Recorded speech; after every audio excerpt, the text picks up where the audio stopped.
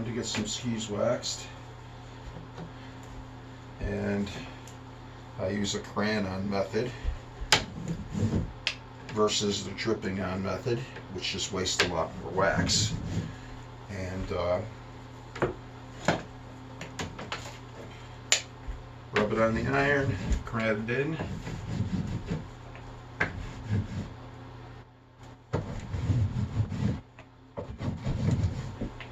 I do this whether it's a downhill ski, snowboard, and it just saves a lot on wax.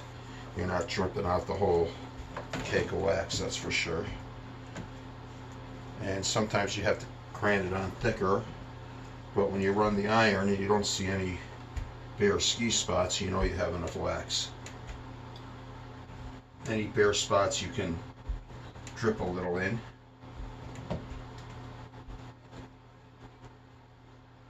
And the trick to waxing is not to use a super hot iron. I have this set on 110 Celsius, but that's for the wax that I'm using. And I think I can even come down. I always like to wipe off the iron to not get drips all over the place.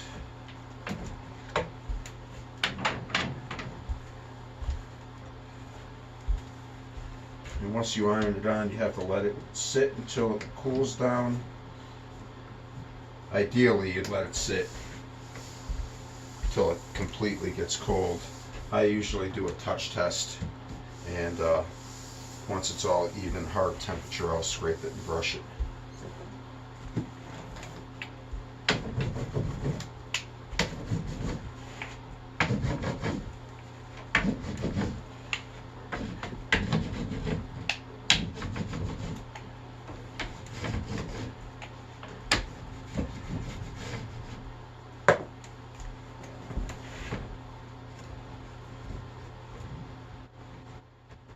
I never keep the iron in one spot for long, although at the temperature I have it, it's not going to really hurt a ski base.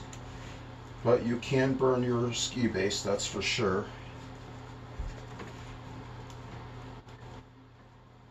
So yeah, if the phone rings or you got to go do something, take the iron off the ski.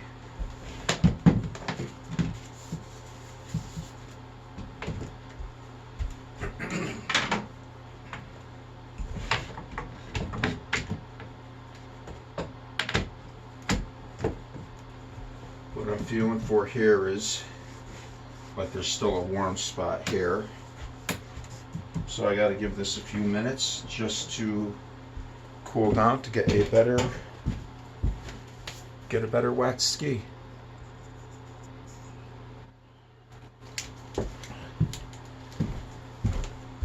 I know the racers, they'll just sit, you know, they're waxing the skis out in the snow, and they'll, you know, the wax cools a lot quicker. But at the end of the year, it's good to put this wax on the ski and leave it. It just helps to protect the base. And then when it comes ski time, you just need to scrape it and brush it. First thing I like to do is scrape the edges, scrape the groove out. And I do those first, that way in case you slip, you're going to slide over the wax and not scratch the ski. Although, to the average Joe, a scratched ski is not going to be all that big of a deal.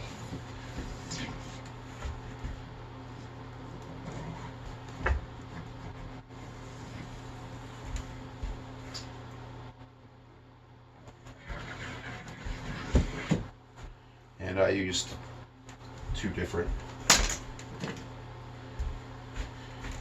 ends. There's a small groove, big groove, all sorts of different shapes on this. And angle it, whatever it takes to get it off, and then I'll just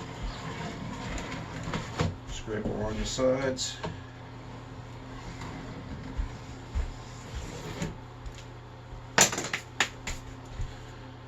Now, I actually do have a favorite plastic scraper, but it ends up everywhere. And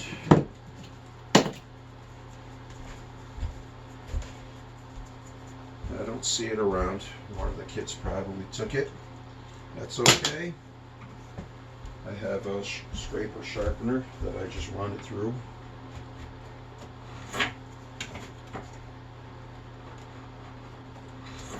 There we go. I always like to get the tips and tails first. A lot of people will bypass the tips and even the very tail, and I don't think that's wise. I mean, snow hits the whole ski. Plus they tend to tip down and curve. The front curves, the back has a curve to it. I guess it's an OCD thing with me. And then the rest is pretty simple. I just equal pressure and just scrape down the ski.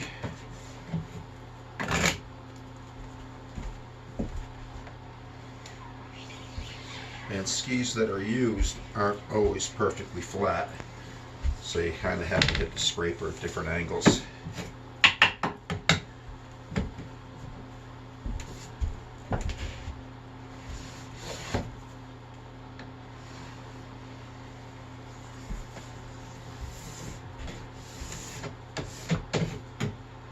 So that's looking pretty good.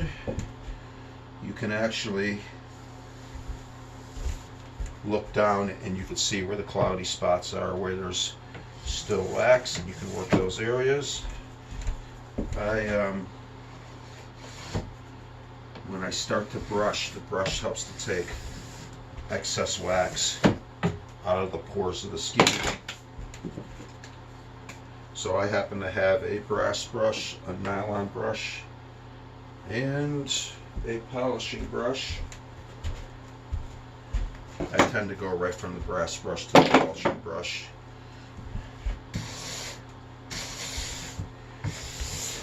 You can go tip to tail in one motion, but I like to kind of rock it up first couple passes just to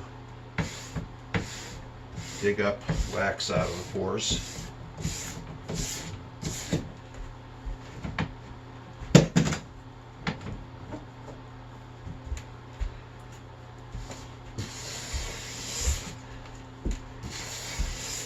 And when you're pushing the brush, you can actually feel where, if there's any excess wax. And I did a pretty decent job scraping because this brush is moving good.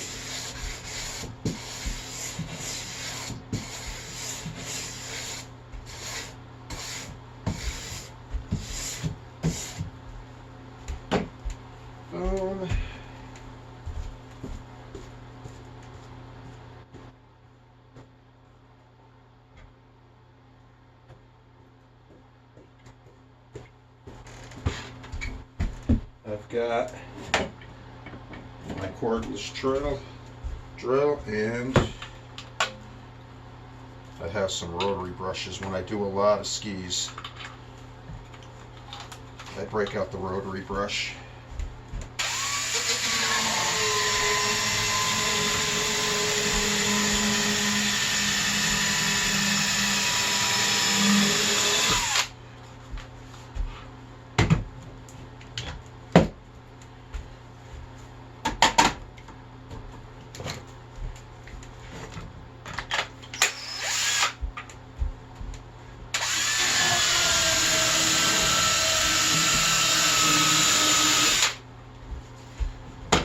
That just brushes it a lot better. Polishing brush is really soft, and you just polish it up to a nice shine.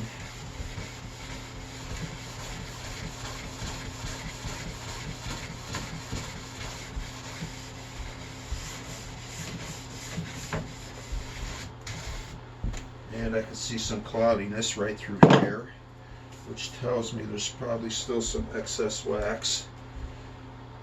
And there she is.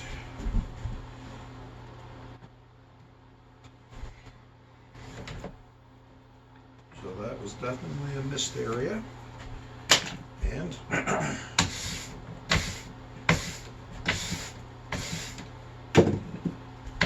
go.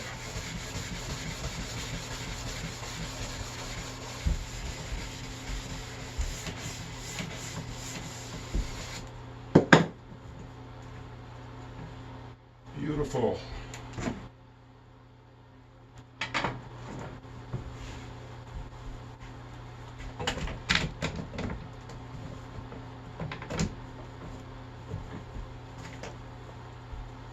It's probably 5 a.m.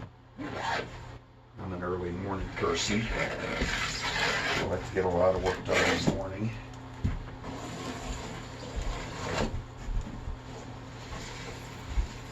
And working in a rental shop, I've learned how to wax skis pretty quickly.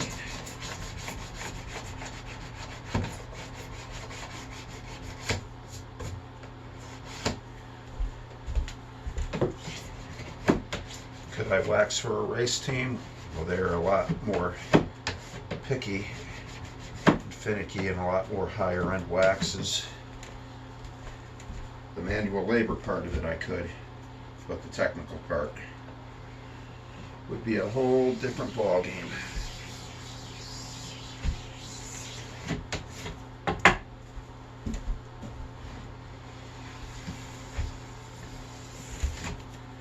This process works whether you have a snowboard, backcountry skis, downhill skis, alpine touring skis. The waxing process is all the same. A lot of downhillers won't use brushes.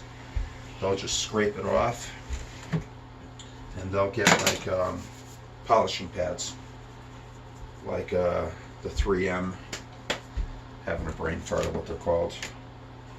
They look almost like scouring pads.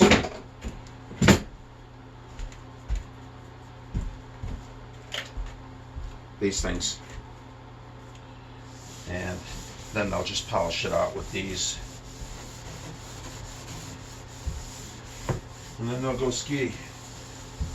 But in the Nordic world, we like to get the wax out of the pores to make our skis a little faster, because cross-country skiers, we have to generate our own speed. We don't have as much gravity involved.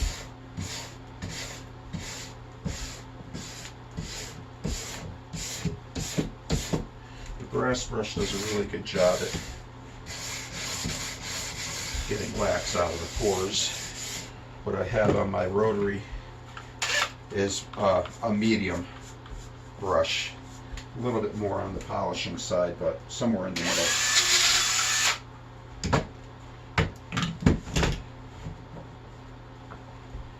I always say I'm going to redesign that clamping.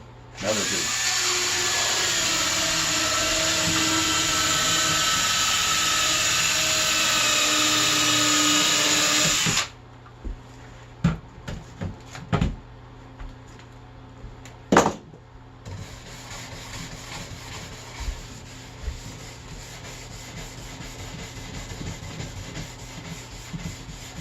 Oh yeah, these are going to be fast. These are skate skis. So there's no scales or kick wax in this area. So yeah, if you're not familiar with skate skis, it looks like rollerblading on the snow, or ice skating on the snow.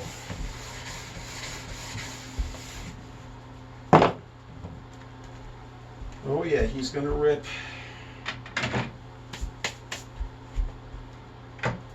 And let's just put that back down there.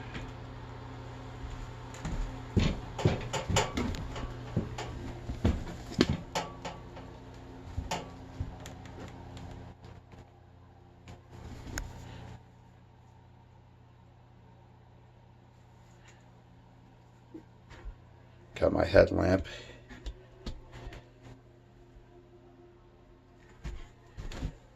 Nice and shiny. And here's his other ski. Yep, that will be a happy customer.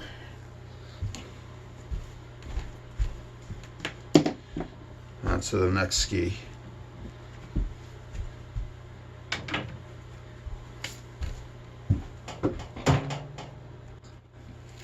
Now I'll put the finishing touches on. These are his ski ties, I guess you would call them. Ski binders, holders.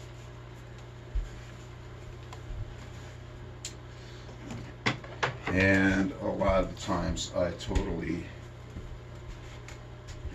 forget to put these on, and I end up with them here all the time. I forget to give them back. Today I remembered.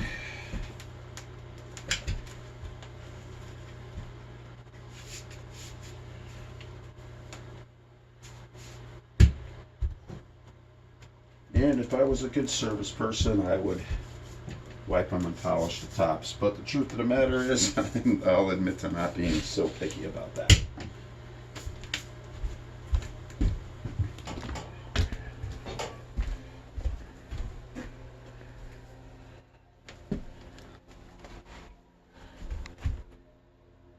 Berkshire Outfitters, they're fantastic, especially if you need ski gear.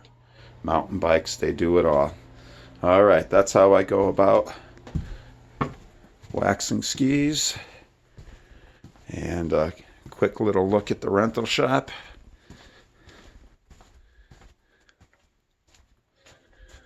Yes, hopefully that showed you how to wax your skis.